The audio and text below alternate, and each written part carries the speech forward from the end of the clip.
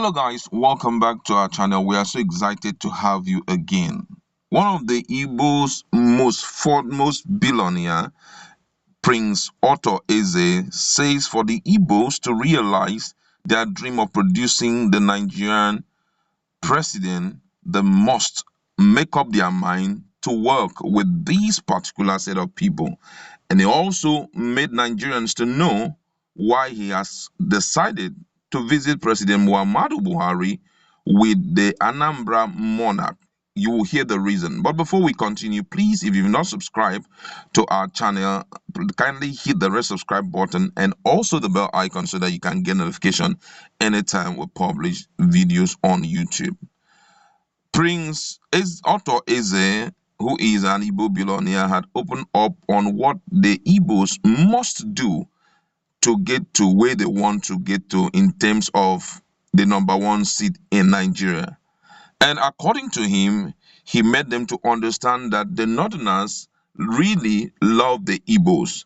And most people believe that what he had said is true based on what the promises that the governor of Borno State have made to Igbo traders who are living in Borno State. But however, let's look at the exact words when he was asked about what his take was in respect to an Igbo man becoming the president of Nigeria. And according to him, he said, listen, I don't have any objection to that because only God can make anyone president, including Igbo person. It is possible for an Igbo person to become the president of Nigeria in 2023. But however, for us to achieve that, we must work with the North again. Again, we shall pray God to find an Igbo man who had character to help people. I would prefer someone who has conscience, someone who will remember the people. I don't care where he or she comes from. During the time of President Jonathan, we had the secretary to the government of the Federation, Pius Ayim. What did he do for Igbo people? He brought Julius Berger and they tar his own road, the one leading to his house. All our roads were bad. It is President Muhammadu Buhari that is tarring our roads now. Look at Enugu Onitsha Road, Enugu Port Harcourt Road, Second Niger Bridge. He went and modernized Zik Grave. Did Jonathan do that?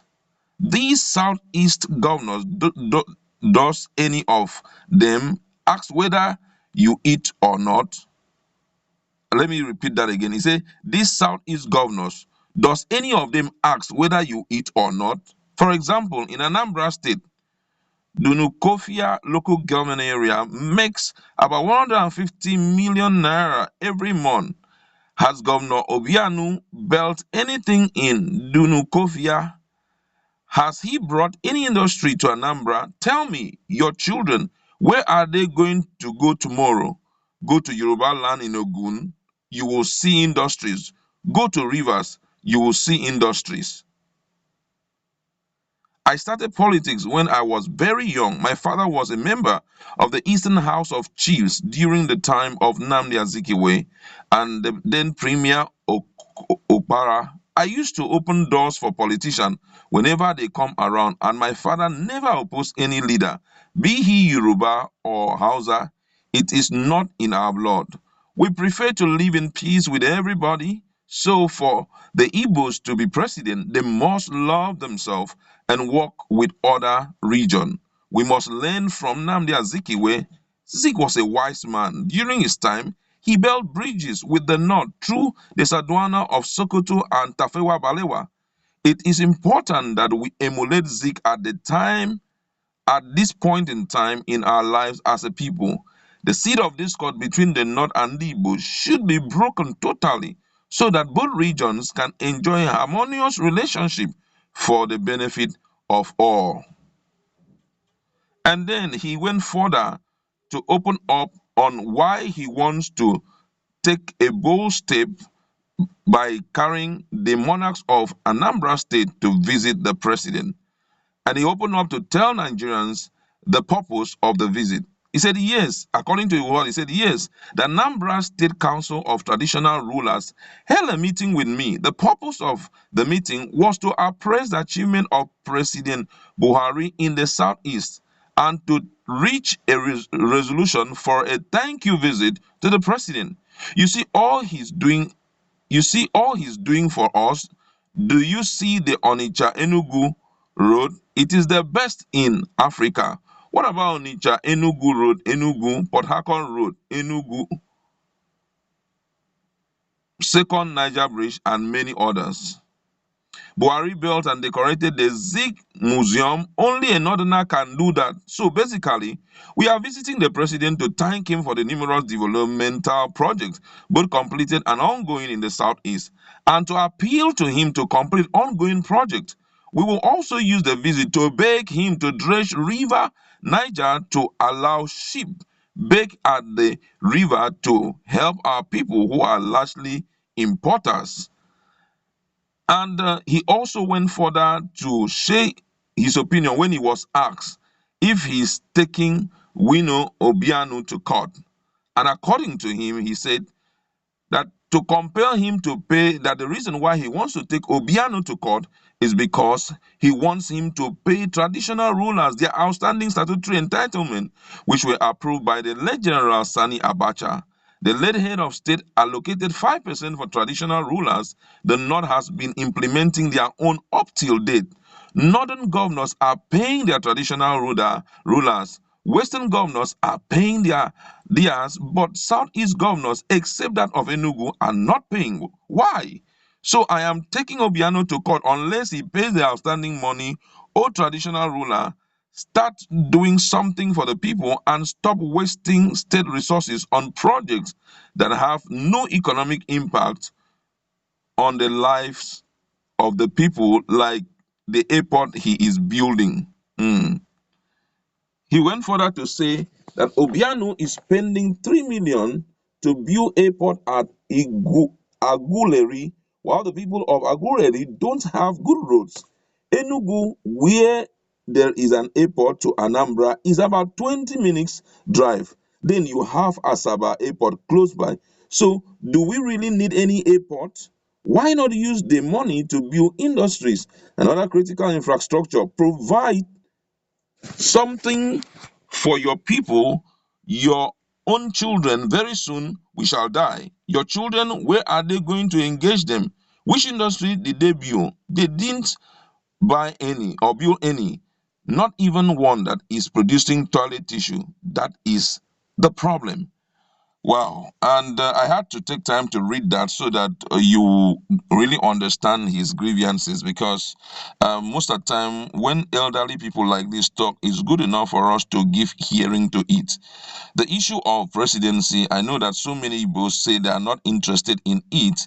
And even in his response to that question of Igbo presidency, he has opened up to tell Nigerians that it doesn't matter who becomes the president. What matter is what kind of heart does the person have. And when people make reference to those kind of things, it's good for us to put aside sentiment and give hearings to it. For example, look at even those who are state governors in the southeast. Apart from this guy in Ebony State, the governor of Ebony State, the others are really, really struggling. And guess what? This is not just the first few years of democracy. We started democracy far back to 20, that's 1999 till date. There was a time I traveled to Aba, and by the time I went there, I saw the state of the road in Aba. I almost shedded tears. It seems everybody comes there to hustle and walk away. Aba, Onitsha. It just seems that people just enjoy coming around, they make their monies, and off they go. The place is something else. It's really unthinkable that that is happening. I believe that at this point we need to go beyond just considering the fact that it should be our person, but we need to dig inside. If we are going for maybe Biafra or that, nice. But if they are looking at someone who is going to be the governor, the president of Nigeria, it must not be the person who is looking for an opportunity to build an empire for himself. It must be one person who is having the thought of the people at mind. And then this issue of traditional rulers, no wonder, most of the time when we see certain things happen, among our traditional rulers, we need to ask questions about it so that, we'll be properly briefed, and so that we will not talk anyhow and we will not speak amiss. Now, the issue of these traditional rulers, how, if you as a politician, you are enjoying yourself, you are making money on a daily basis, and you are enjoying yourself, then the small stipend that is meant for them, you are not giving to them. What do you expect will happen? This is why it seems that most of the time these guys will just sell us off, and they will not do what we expect them to do, because unfortunately that which is their due has been, deprived them. Imagine, for example, now if the president comes up and said, okay, I'm going to give you people your due, or maybe not the president, let's look at another person who is maybe one of the top politicians in Nigeria, and who has been striving to see how they can bring in Roga into the southeastern state of Nigeria, and he decides to make the federal government to pay them their leftover due. Do you think that they will not oblige? Of course they will. And that's why at this point we have to have a rethink when we are dealing with people. Always realize that they have a need to meet. And that's why I really thank this person, Otto Eze, for the step that he's about to take, because it will go a long way to correct a lot of things in Anambra State. But however, I like to leave it there. What do you have to say about